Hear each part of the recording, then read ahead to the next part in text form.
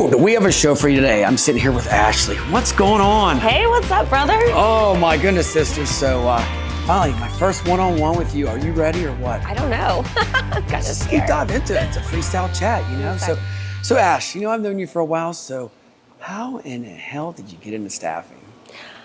I love that you asked me that because I feel like everybody has their story. Yeah. And it's been a long time, right? I've been in this industry almost 18 years, I think. But like everyone else, I kind of fell into it. When I graduated college, it was 2008 with a marketing degree, a business degree, and that was about the worst time to be trying to go into that industry.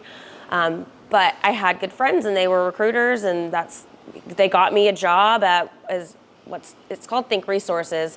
It's owned by Ronstadt now in Atlanta. And I was there for about a year. Terrible recruiters. Oh, timeout. Okay, so your first day on the job ever in staffing, give it to me. Oh my God, well, it was, that time, it was a homegrown ATS, sort of, and you're just cold calling engineers. It was like engineering, oil and gas. They liked people from Georgia Tech because they thought that meant something. Yeah. And so just cold calling all day, going through resumes. It was wild. I mean, I learned so much. And honestly, a lot of the people I worked with are still some of my closest friends, like personal friends. And that was a very, very good learning experience, but it also enabled me to get into the industry in a capacity where I can actually make an impact. So from there, I was able to, get a entry-level marketing job at Supplemental Healthcare. Back in the day, I had bleached blonde hair. I, wore jeans and Bleached blonde hair. Let's go back to that because I dyed my hair too back in the 2000s, like Yeah. Backstreet Boys and Yeah. NSYNC. So what made you dye your hair? Seriously, I gotta ask. Oh, I don't know. I just always wanted. I had dyed it forever. You always had since style. College. You know that. Ever since I known you, you always have a different style every couple of years. Yeah. I've had this for a long time. My son keeps telling me, he's like, Mom, your hair looks so good when you part it, and there's the same amount on both sides. Oh, that's I was right. Like, did you just millennial shame me about my side part? It makes you unique, though. So going back to Randstad, so imagine making them phone calls every day. Could you imagine doing that now? Could you imagine sitting at a desk and making call after call? Kind of, because, and Tom talked about it as well, and working with Cloud Call and working with Top Echelon, the grind is still alive, but it's how you can use technology to amplify the things that are working. So calling all day. No, we got to be honest. Let's talk about it. Voice AI is around now. I mean, does anybody really want to source anymore? I mean, really, back in the day when we all started, it was we dropped in. We weren't even a recruiter. We really were sourcing is what we did. Yeah. Get on the phone and, dial for dollars. Call everybody that you can. I mean, how many people is going to make 500 phone calls a week? Well, when I worked at Jackson Physician Search, which is a Jackson healthcare company, their number, if you want to be, and I wasn't a recruiter, I was director of marketing, but they're if you want to be successful to the recruiters, you need to call 90, I think it was 90 dials a day. Tony was the president. Helen is now, she's incredible. And he was all of them, 90 calls a day. And I'm thinking, oh my, and they did. But listen, that worked then. But how can we have that same level of engagement and activity? But it's more about being at the right place at the right time. You got that right. And that's where technology helps. So you're not hoping it's the right time, hoping it's the 1% of the people that you're calling that they're I was actually just thinking about recruitment today, Yeah, or you're a telemarketer, or back in the day, okay, so I did this, and you probably did it too. They taught me this. You have to make 100 phone calls. The last 10, click, click, click. Okay, it goes in. Okay, I got 10 calls in because people just get swore out throughout the day. So much gamification. Yeah. Yeah, which is harder to do. But there's so many ways to use, there's still a place for calling. There's still a place for all channels, right? There's not one channel that's just going to nail it for everybody that's in your ICP. You're totally right with that. There's no one thing that's going to solve everything. Right. You just got to learn from some people and then do your own twist on it. Right. And be, like Kendra was saying, be authentic, be... Okay, so I'm going to stop you right there. So authentic, I always say this, and I got to say this live here while we're here, is what is really authentic? Because I got to say, in my eyes, I thought I'm authentic all the time. Now we have to kind of go back. So you ever think of that? We have to even say, hey, what's authentic and what's not? I thought from day one we're all supposed to be just real, but I guess not. I think, there's versions of ourselves, right? Yeah. There's the version that we present in a business setting. There's the version of us that we present at a PTA meeting or with your kid's soccer game or when you're out with your friends. So for me, it's like, okay, I don't have to, those versions don't have to vary wildly. I can be me and feel like I'm being myself and, for better or worse, I'm going to cuss on camera sometimes, or I might, but you don't want to offend anybody, but it's still You know what? And I like how you said that because you can cuss anytime you want on my show, by the way. You know that. That's how it is. I keep it real, Say Tyrant over here. Say shit all you want. But like you said that, you're adapting to the situation from the PTO to the professional to personal, and I always say that. I juggle them both because I think professional and personal almost the same for me. Yeah, for sure. Yeah. And getting back to PTO, let's talk about that. So are you a PTO on the board or are you? Oh God, no. Oh, okay. I don't know how working parents have I think it's great. I know a lot of people who do, but I'm winning if I can keep up with the app messages that my kid's school sends. Yeah. And I'm like, is this important? Is this important? And then I'm asking my kids, they're in 6th grade and 4th grade. I'm like, do I need to do anything this week for you guys? And by the way, everybody out there, I'm a Yinzer born and raised, and she's born in to be a Yinzer, right? So you guys know what a Yinzer is. It's downtown, jack off. That's us from Pittsburgh. So, downtown and that. So I can see the Pittsburgh school system, what goes on there. It's pretty wild. It's, and I love the school system. My kids are in Pittsburgh public schools. It's fantastic. We work really hard to make sure that they are exposed and getting a sense of the real world. And look, I'm lucky. I have great kids. They try hard. What's the big difference from? And I'm going to drop on this right now. Pittsburgh to Georgia. You were born in Georgia, right? Southern girl, Southern peach, or what do they call it? Whatever it is. But now you're in Pittsburgh. Is there a big difference? Not as big a difference as I would have thought. So I grew up in North Georgia. When I lived there, until I was 18 and moved and went to college, it was the cut, y'all. It was like the country. Oh boy. And mudding and Side field by sides. parties, yeah. And so now when I go back to visit family, it's like Canton's cool. It's crazy, Canton, Georgia. But I lived in Atlanta for most of the 15 years. Okay. So Atlanta is its own thing, but when we were in the suburbs of Atlanta, it's very similar. It's like small town, what do you say? Small city, big town kind of vibe. Yeah. And I had no idea what to expect from Pittsburgh. I'd been there one time before we relocated for my husband's job. And I was like, okay, here we go. Another adventure. I'm here for it. And I just have been so surprised by how nice everybody is. It's so easy to get around, accessible. We're 3 miles from anything we want to do in the city. Whether it's the Steelers Stadium or the museums, restaurants. We can walk. We're in a neighborhood called Shady Side, so we can walk a block and a half, and we've got our little downtown. So we really like that, and it enables me to give, we talk a lot about agency. Give an agency to our salespeople, agency to our business, team members. But I think I learned that by giving agency to my kids. I'm not going to do everything for you. I want you, and I was talking to Dan Morey's wife about this a little bit too. It's like, how do you get them to grow? And it's a coaching thing. So it's interesting how when you listen in these conferences or throughout your career, how you can take something from one element and it applies to your life as a whole. It's cool. 40's cool, y'all. I've just turned 40, so I feel like I'm getting there. Wow, so give me a dap on that. I won't tell you what age I am, but 40, your 40s are going to be pretty great. That's all I can say. Thanks. So back to Pittsburgh real quick. I got to ask you, so before you moved here, you're in Georgia. If you're here in Pittsburgh, you're like, okay, what did you think of it? And now you live there. Total different view? Well, yeah. When I course. first of all, when I first moved there, it was right before COVID and winter. So I cried every day. I'm like, why am I here?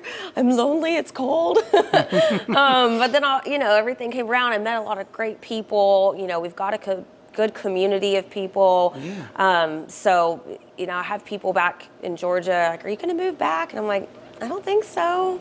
We really like it in Pittsburgh. We really like it. I'd like to get a vacation cabin, tiny house somewhere further south, but we really like the vibes. Hidden gem. It is very family oriented. Yeah. It is really.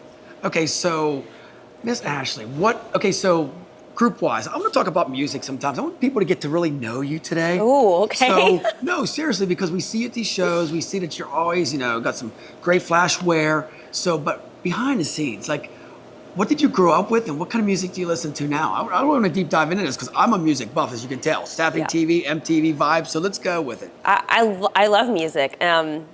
I like intense music, so, Ooh. but I also like everything. I grew up in the South. I like country, like good country. Yeah. Oh my gosh, I had someone say that to me, like, well, I like good music. And I'm like, well, easy for you to say, like, What's good music? How like pretentious to be like, I like good music, because it's like what I like. But what I mean is, there's just a certain element. I like country, but I like punk rock, I like metal, I like rap, hip hop, all the extremes. It depends on the mood. So a couple of my favorite bands, and probably no one will have heard of it, but there's this band, In This Moment, and it's like this femme punk metal. We saw them in concert at, what's that little place? The little music venue outside of Pittsburgh. Well, it's in Pittsburgh, with the 2 levels. Oh. Anyway, saw them there. Absolutely incredible. Was it Jurgles? No. And now we'll have to cut this out because I don't know. I can't think okay. of it. But You can tell I still go out in Pittsburgh.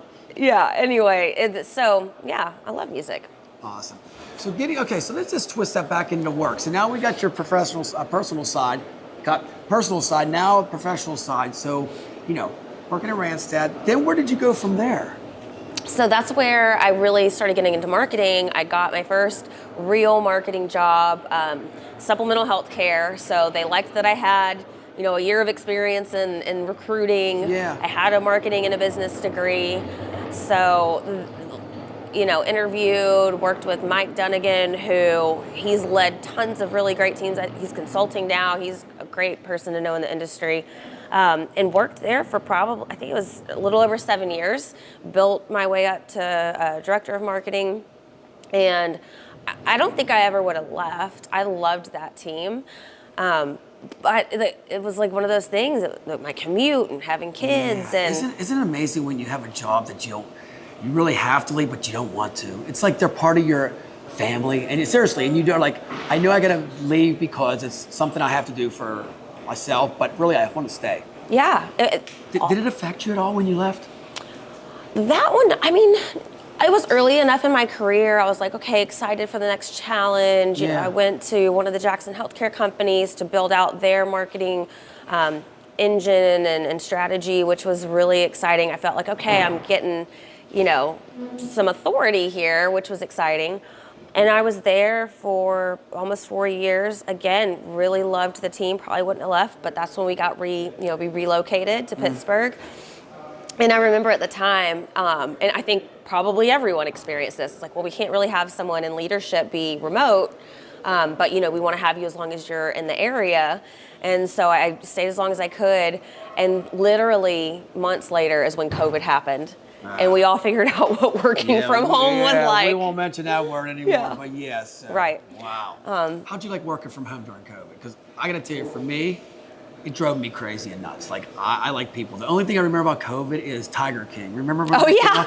Like, it was the biggest draw. When COVID came out, like 2 months later, I think it was Tiger King was on. That was like, totally. I ain't gonna lie. I watched every episode. I was into it. I watched every episode. I dressed my kids up like the Tiger King and whatever the woman was. No way. For Halloween? Just for Tuesday. Karen Baskins or whatever her name is. Yes, Karen Baskins. Remember the rap song? They had a song? Yes. Barely. Oh, but boy. I still work from home, and I like working from home. During COVID, it was tough because my kids were home. Yeah. And they're doing like virtual learning, or my daughter was 3, so she was literally feral, you know, throwing graham crackers at her, like hoping she'd survive. I'm kidding. But yeah, that was crazy. At the time, had started doing consulting. I was working with the Herefish Group. Okay, yeah. God, those guys are all super talented, friends for life. You know, no, that's not true. I've known Rob Mann forever, but he and I worked together there for a little bit. Okay, so I wonder where the tie was. You guys worked together. I never knew that till now. Yeah. Yeah, we worked together there. I think it was maybe like 7 months. It was a good chunk of time. It was really, really fun. And then, of course, they got bought by Bullhorn and things shifted. And about that time is when I got recruited by David Alonso to go join the tracker team, because they were expanding and looking to scale up. And that was a really, really fun time. Yeah. You know what's amazing with staffing? It seems like, I feel like it's almost like football. Once you start getting yourself established, Yeah. other people want you on their team. So then you're like, okay, they call you up and say, hey, do you want to go on our team? So it's really like, sometimes I feel like we don't even have to put our resume out anymore. We get ourselves established and we build this network. If we want to go to another team and they have an opening, more likely we probably would get the job. Well, and I feel very lucky that I've been able to work with people who have allowed me to make the impact that I have at the companies I've worked at and in the industry overall. Like, I am passionate about this industry, and I want to see, you know, like Dan said, I want to see all of us rise and succeed, because this world needs this industry. It needs people. It will not survive without it. Correct. You know that, right? And it may evolve and change, and things are, you know, Yeah. but it is an industry of people, and I love it. I like that a lot. So right now I gotta ask you, any wild moments during staffing? Okay, you've been in it for a while now. Give me one of the wildest moments that in your industry. I mean, probably with recruiting, I would say, instead of marketing, but is there one that just stands out that you're like, holy cow? Oh my gosh. Well, I can think of a million stories, but Well, we got all day, so let's go.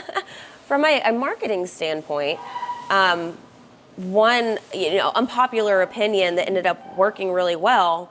One of the companies I started working at, and probably still do, like I think a lot of companies rely on email marketing, right? Get the jobs out, get in front of candidates. And they were having a hard time, deliverability, they're like, email used to work, it doesn't work, what's going on? And so I did a deep dive. I mean, I'm a bit of a nerd. I really like getting into the nitty gritty of things, and testing and all that. So anyway, do this deep dive, digging. I'm like, we need to stop emailing so much. And they're like, what? They're like, we're trying to email more. And I'm like, here's what's gonna happen. Like, we need to back up. We're only gonna email those people who are engaging with us already, who are at least like opening emails. We're gonna build back up our basically like email equity, right, for the ESPs. And then we can start like sprinkling back in and building out again. Totally changed the email game. Recruiters were pissed at first. And then it started working, and they were like, I'm getting responses on my emails again. You know, and that's a very narrow example, but at the time that was business critical. And I had to make a hard decision and like pitch a hard call. I can't picture you being like mean, so go ahead into the story, but I can't picture you just like throwing down and saying, you gotta do this, so. Oh, you gotta do it with a smile. Oh, that's it, okay. I get it now, so continue. Yeah, I mean, so that was an early on mid-career challenge, and I was proud of the group for, you know, we worked through it, and it worked, and everything went the way it was supposed to, you know, which doesn't always happen. I love that. And you seem so passionate for everything in life, which your family, you know, by the way, very beautiful family, married and all that good stuff. We're going to wrap it up here, but any final thoughts, like for 26, you know, we're here. What are you looking for in 26? Well, I'm so excited, you know, quick plug. I've recently started working, I'm VP of Marketing at Top Echelon, and yeah, I've known of this company and this group for years and years, and I think most of us have in some capacity. But as I started talking to them more and more, I'm like, I didn't know you did that. I didn't know you had this. I was like, that's a great story. That's a great story. So I'm so incredibly excited to partner with those guys and work with them to tell their story, because it's a good one, and everybody in this industry would benefit from exploring kind of what they offer. But there's the software, but there's also the network. Yes. There's, you know, the learning. I think everyone at this conference that's speaking has done a webinar or training through Top Echelon. So it's a really incredible group of people, and I'm excited. I love it. Or moving dishes back and forth all the time. But hey, that's what it is when you're live like this. But, yes. Hey, Ash, I got to tell you, thank you for coming on, being raw and real with me, girl. Give it to me. Yes. Awesome. Thanks for having me. Next time we have it, we're going to have alcohol, right? We're I am We're going to do a beer chat thirsty. next time. Yes. All right, guys, that's a wrap for this time. We'll see you soon.